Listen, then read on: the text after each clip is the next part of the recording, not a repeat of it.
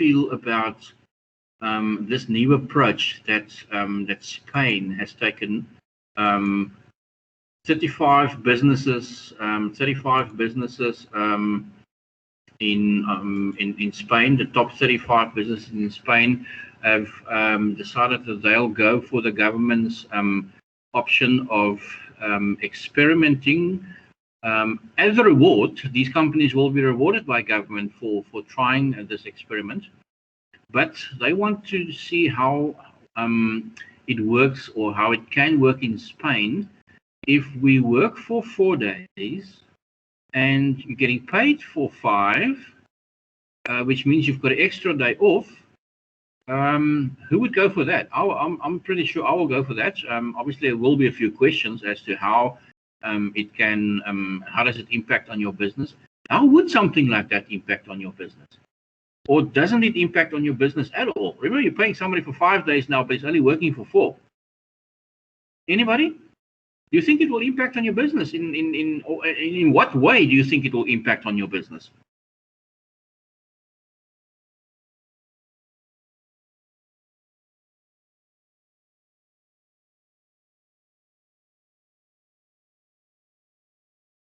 I think less work would get done.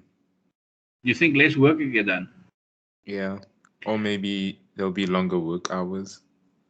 Is that Ashangi, you think is that a are you applying it to the South African scenario, or in general, do you think that's what's going to happen in Spain, and that would happen anywhere in the world if we if something like that is experimented with? In other words, do you base it purely on South African circumstances that you are familiar with, or do you think it's going to be a global trend that happens if it's tried? I think that's South Africa. I think you're quite right, because this program has been tried in Japan, and it actually worked. And that's the reason why Spain is trying it now as well. From this happening, Matthew, question? Sorry, I clicked that by mistake. That's okay. No, I think from what happened in Japan is that exactly, well, we can probably say part of their culture is one of no, South Africans are hardworking. I promise you, we are hardworking. And you know why I know that? When I worked in London in the late 80s, when I got there initially, we weren't supposed to work there in the first place anyway. I went there to play sport. I actually didn't even pack any sporting gear because I didn't want to be stopped at customs and returned home like some people did. So I bought all my stuff there, but I got a let's get somebody going. There we go. I then got a construction job. Now, you know what? It was sort of early winter, but it was rather chilly and unpleasant weather in the UK that it usually is between October and end of February. And one morning, a friend of me, me and a friend, actually on the same construction site, the supervisor came to us and said, "Listen, guys, here's your hammers, these 10-pound hammers." And he showed me a wall, which is about 25 meters long wall, 6 feet high. It is, you've got to knock this down for us. Oh, well, we are typical South Africans. We got going. I must admit, my friend was also a rugby player, and he was a forward, so he was rather strong, strongly built. But by lunchtime, we had that wall knocked down. Believe me, we were in big trouble. I thought initially when the supervisor came back and he was shouting down our throats, I thought we knocked down the wrong wall, but we didn't knock down. That was our job for the week. Now, South Africans in general, I think we are definitely hardworking, but you're quite right. It is probably more a sort of a country-specific solution to the problems, or result from such a particular exercise. I know that in Japan it was very successful because they are also known as hardworking, very disciplined individuals. And in Japan, people actually worked harder and productivity improved because of the reward of that extra day off. Firstly, on average, the people completed the work that they usually done in 5 days. They've completed that in 4. So the work still got done. And then obviously there are always people who work a bit harder than others. And some people actually got more done in the 4 days than they usually did in the 5. So yes, it worked there. I'm eagerly looking forward to seeing if it's going to work in Spain, because I think at the end of the day, it's important that your workforce is well managed, and therefore you sometimes require to have people to take more days off. But again, I think very much it's a cultural thing and a country specific thing. It's not always going to work equally well in all the countries.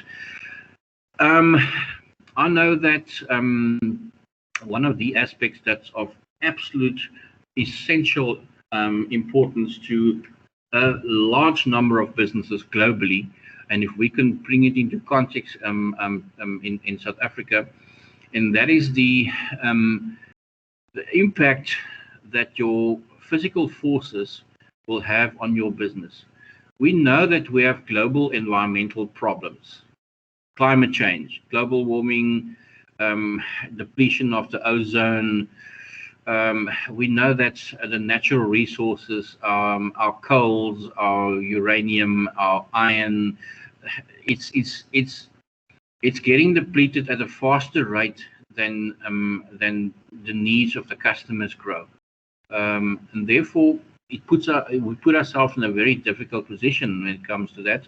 If we have not made plans, and that's one of the reasons why awareness of the impact of the physical forces and these environmental problems on our businesses are analyzed. We have to put a plan in place. If we're running out of water, like the image on the top screen says to you, what are you going to do? You have to you've got to make a plan, especially because in most businesses are reliant on water resources to some degree or the other. One of the things that happened, and I touched on it earlier, I think, I'm not sure if it was, I don't think it was in the first period, it was definitely when I spoke to another class earlier this morning. I said to them then, one of the things that bothered me, I was fortunate enough when I did my master's degree way back in 1987, I think. One of the research topics that we had to complete, that wasn't individual, it was in a group assignment, was to conduct a research on the future water resources of our country. And I think the conclusion we came to way back in 1987 already was by the year 2015, we will not have enough water in our country. Well, I'm thankful that it didn't turn out like that, but we came very close to that in 2015. And the other very worrying factor for me was we know the ozone is depleted. We know that climate change happens, and as a result of that, we are not getting as much rain as we used to. So regardless of our catchment areas, the dams are just, we're not getting enough water from above. It's as simple as that. You cannot store something that usually comes from there if it doesn't come from there anymore. And for me, one of the additional worrying factors was the fact that the pollution levels of water was as such that some of the underground water resources, especially in Europe, would have been polluted up to about 2 kilometers below the ground. And that's that's where we get our water from in case of emergencies. If we don't get enough in the form of rain from above, we'll have to go to what we have already, and that's on the planet, and obviously there's a lot of underground resources available too. But if we pollute that, we have a serious problem. Now, why is this important for businesses, and why is this important that we are conscious of the impact of the changes in our environment? Well, it's going to result in you having to re-strategize and maybe change your plans and say, whoa, hello, maybe we were thinking of expanding, but we can't do it at the moment. Maybe you have to now change your whole approach and say, listen, we have to look at recycling some of the material that we are using. We have to ensure that the products we use are eco-friendly. All kinds of things to ensure that we preserve the depleting resources, and in the same sense also find alternatives. I said to a friend of me recently, I was when we were battling in 2015, 2016 in the Western Cape with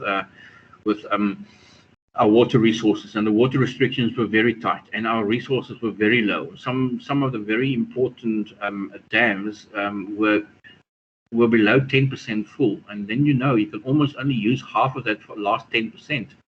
And I said, I can't understand why. I'm pretty sure that the clever people have thought about this. Otherwise, if somebody like me can come up with that idea, somebody else probably that's much more clever than I am would definitely have thought of it before. So I can only assume that it's a cost element, but at some point you actually say, regardless of cost.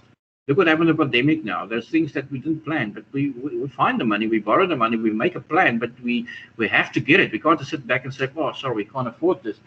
And similarly, I thought about the water resources. Our country is bordered 75% by water, by ocean. Now, we should have more than just one water desalination plant that we desalinate the ocean water, so it's actually it's okay for human consumption. I'm pretty sure that's but anyway, I'm not here to solve the world's problems. I just thought, what? Why don't we use the resources more efficiently that we have access to? There are countries that find themselves in the middle of Africa. They are bordered by 6 or 7 other countries. They don't have access to a resource like this. Why don't we use it? Wind. Everybody that in Cape Town, we know the southeaster. In November and December, the southeaster howls. If you kite surf in that time, you're a novice, then you're definitely going to end up somewhere along the coastline because the wind is pumping. Are we using it effectively to generate energy? Solar panel farms for using the sun as a resource. I think we need to be aware of it, and the reason why businesses need to be aware of it because it impacts on their bottom line. It impacts on their profit margins because if you have to find an alternative way to counter the challenge, the environmental challenge, it's going to cost you. On the other hand, if, however, you put a program in place like that, it can also benefit you because your customers all of a sudden now see that you are a caring business who don't just care for the environment, but also care for them as individual customers who live in this environment. And as a result, it can increase your profit, it can increase your revenue because you might get more customers. So it is a win-win if we comply to the regulations that's put in place, because we avoid the penalties that we are going to have to pay if we do not comply, and alternatively, we also might get on the income side of our balance sheet, we get an increase in our revenues and profits. So it is a win-win. It is a enormous challenge, I think, because in many cases it threatens the livelihood of the future existence of particular businesses. But we have to all do our little bit, as I said earlier in the week. We have to make decisions today that will probably not influence us, but that will create a world for our children and their children to ideally live in. We can't sit back and say, "Hey, sorry, my time on this planet is done." I'm more referring to people of my generation, 55 and older. I'm not referring to you guys who have just started your lives and haven't even started your careers yet.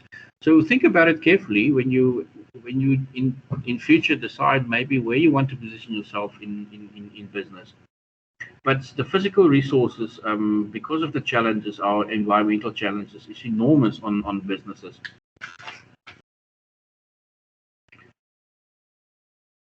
Right, we're almost done. Hang in there. There is a class activity that I want you to do. The class activity is on Woolworths. There is a link. The class activity becomes a home activity. This is your own homework to do. I'm basically going to give you an idea of what this is about in general. I'm not going to give you the solutions, but for you at the end of this chapter to maybe go through an exercise on and try and cement the concepts that we've addressed.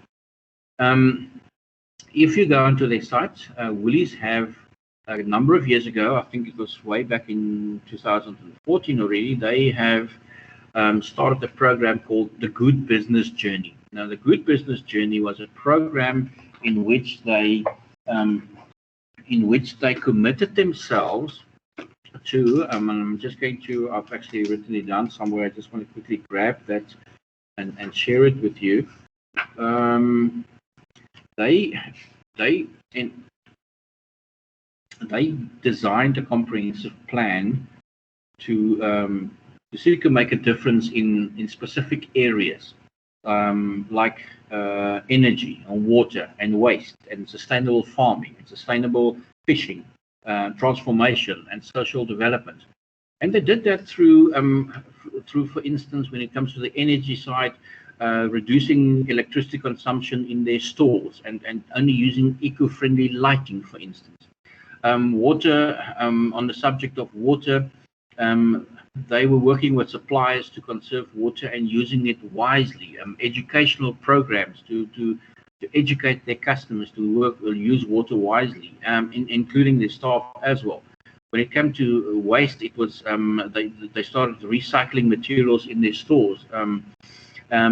Sustainable farming and sustainable fishing were programs respectively called Farming for Future program and Fishing for Future program, where they took a holistic approach to farming aimed at ensuring that the food supplies in their stores are grown sustainably and in harmony with nature. Very important aspects. When it comes to social development, they also incorporated programs that was targeting to help disadvantaged communities, to build them economically and to build economical, sustainable livelihoods for them so they can survive, but also pass something on for future generations. They committed themselves to supporting small local community-based enterprises. So it was a quite extensive program, and it's very nice to know. And to summarize this particular chapter, if we do a pest analysis on them, firstly, while we're on the air, so to speak, when I refer to a pest analysis for the scenario I've just sketched for you, what would you include in the pest analysis? What does pest mean? I know pest can mean a few different things. Pest can mean, you know what, these cockroaches are pests, so I need to go find some fumigation to get rid of these because I don't want them. There's too many of them. They've become a pest. They've become a nuisance to me. They're affecting my hygiene and my standard of living. Now, ironically, pest in business,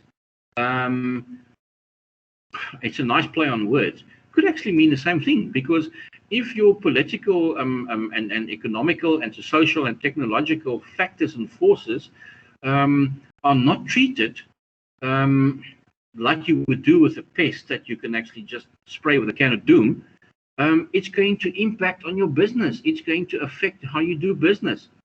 So although it's a nice play on words, it's not exact. It wasn't intended in that manner. But what are the factors that's included in the pest analysis? Anybody can share that with me, please.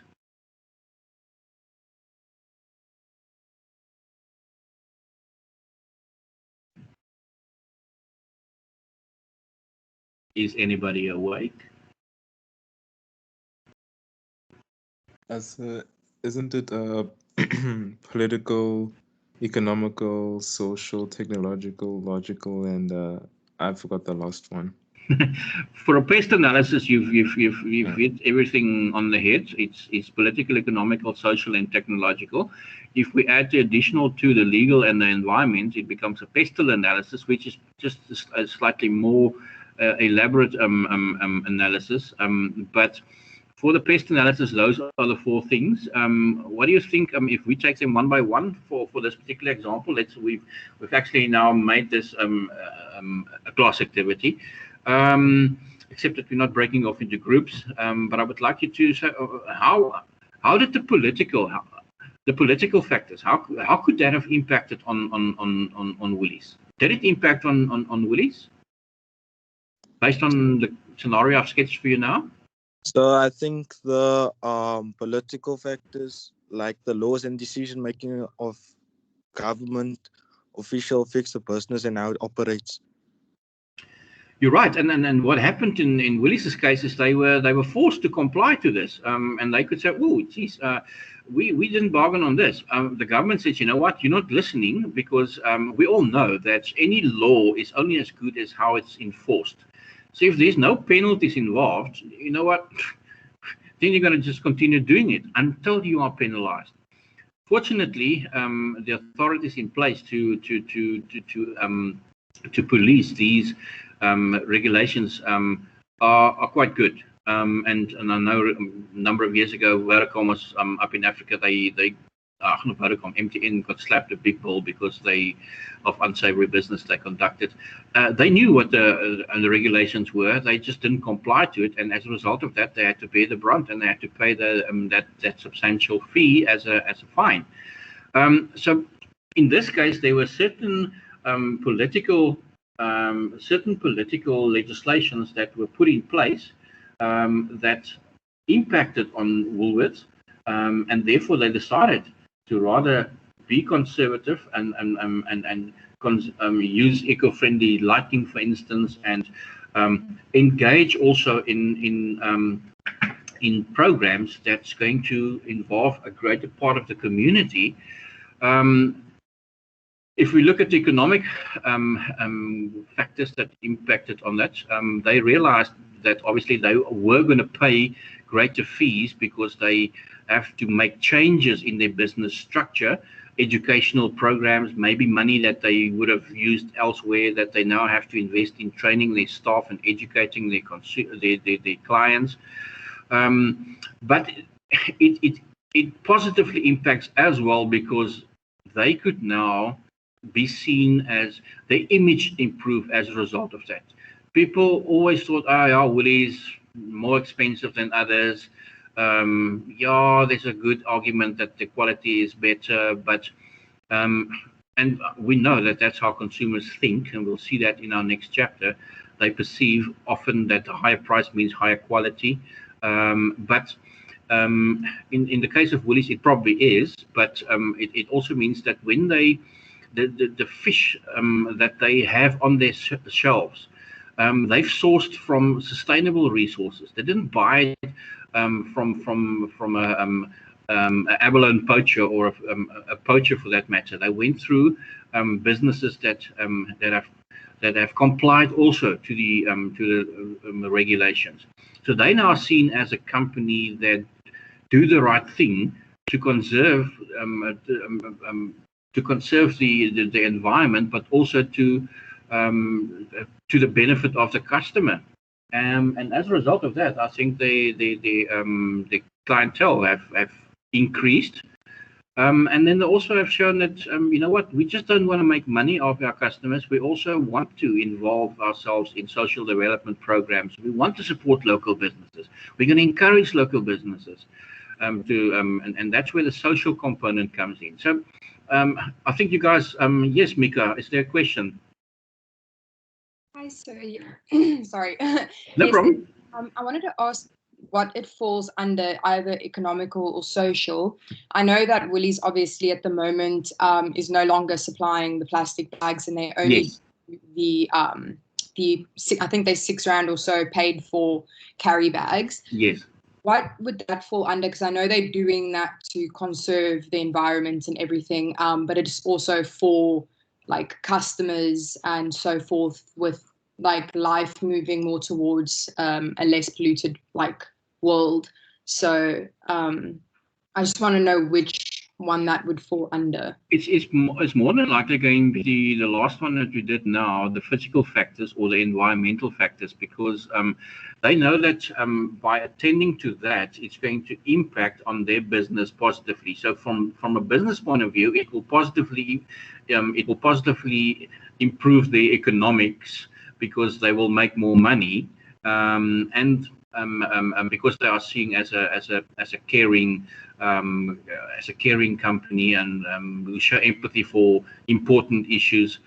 But I think if we look at it as from the angle of what a pestle analysis is, that the motivation for doing a pestle analysis, it would be from a business point of view, and that would qualify as specifically as a environmental component. In other words, if you do the pestle, it will be the E of the second E of the pestle analysis, the last one, so to speak. But yeah, definitely. Economic is more specifically from the business point of view, would be how changes in the environment have now resulted in them having to make changes in their strategies. That's going to cost them money, because they have to comply to those specific regulations, which could be, again, borderline political and economical. And you'll see that the more we go into detail on this, that you very often find that some of these factors you can't really just pocket into one particular category. Is there a follow-up question, Mika? Or Mika, sorry? No problem, sir. No, thank you. That was all.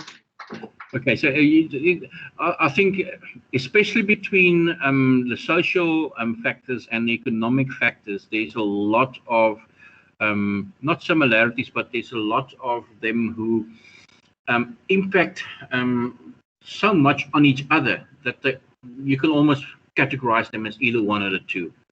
Again, should we find a situation like this in an assessment, in a test, in an exam, for instance, I'm very much in favor of, and I always have been, and I've promoted that from the start of this course. I'm interested in your opinion, in your answer, and how you justify it. If you think it's economic factor, but it might also be borderline social factor, but you've chosen one of those, but you can justify it to me, then I'll give you your marks. My memo is often in my memos to my assessments and my assignments and my exams. I use the words of marker and moderator's discretion required here, because we come from different backgrounds, we relate to different things, we have experienced things differently, and from our viewpoint, and that's what I'm interested in, to stimulate you to share your specific view on it, because then we learn from each other, and when we learn from each other, we all of a sudden, I never thought of that particular angle. That individual might have a case. If you can justify it properly, and that's the important thing for me, is to say, don't put specific things in certain blocks and say that's where they belong because that's what the textbook says. No, doesn't. You don't limit yourself like that. I like the way you're thinking. But yeah, there are some of them that make it very difficult because they fall in that gray area between the different categories of factors that we've identified. And if we really look at it, you cannot really separate any of those from the other. You can't say, oh, we're just going to focus on economic factors. It's going to, at some other point, also impact on your business, because you have to collectively look at all these. You can't say, okay, right, we've done the pestle analysis, and for us, it is, oh, geez, the environment is the more important thing. You're going to find that that very soon you will have to look at the others as well, and that's why we do a pestle analysis, so we can actually identify how each of those will impact on our business, so we can prioritize in our strategies which ones we have to do all. We know we have to do all. Which ones are going to impact on our business the soonest, and therefore we need to prioritize and address that first. But we have to address all of those. We cannot leave any of them out because they are so interrelated. Any other questions, anybody?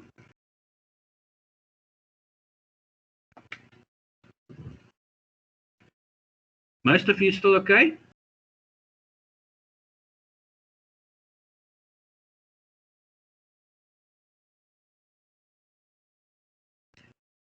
I've given some guidelines there in the form of a memo on that slide that you have in front of you. I think we've addressed most of it. And again, these are guidelines. These are not model answers. The model answer is the answer that you've given me, and you have justified it and could motivate it substantially. Any questions, people, or are we going to go to weekend?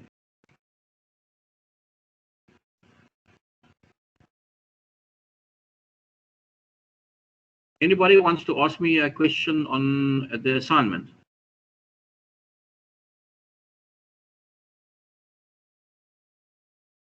Maybe we should reserve a session sometime next week during one of the sessions to look at the assignment again, because there's obviously the chance that some of you might not have watched the video yet. So there's a very strong possibility that that's the case. So because I only did it early last night because of how my day went. But therefore, yes, let's rather give you the whole of next week to some point find an opportunity to have a look at the video. And as I said, every single question in the assignment is also individually addressed in the video. So if you take that 20 minutes, watch the video, maybe we have a question and answer session on that next week. It's probably more sensible.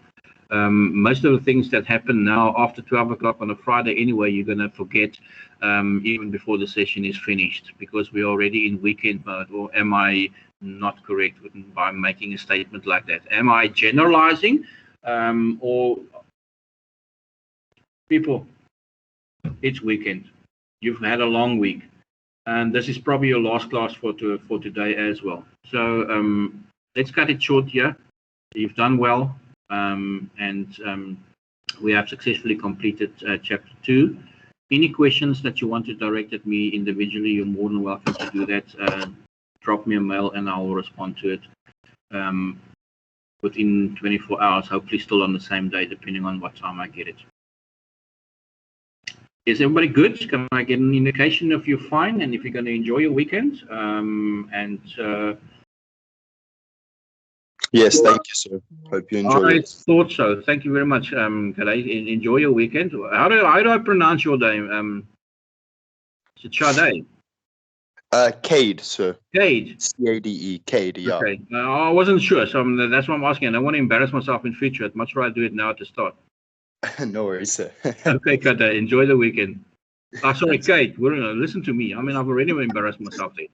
Thanks, Kate. Enjoy the weekend and everybody else as well. We'll chat again next week on Thursday. Thank you, sir. Keep well. Thanks very much. Thanks, Mika.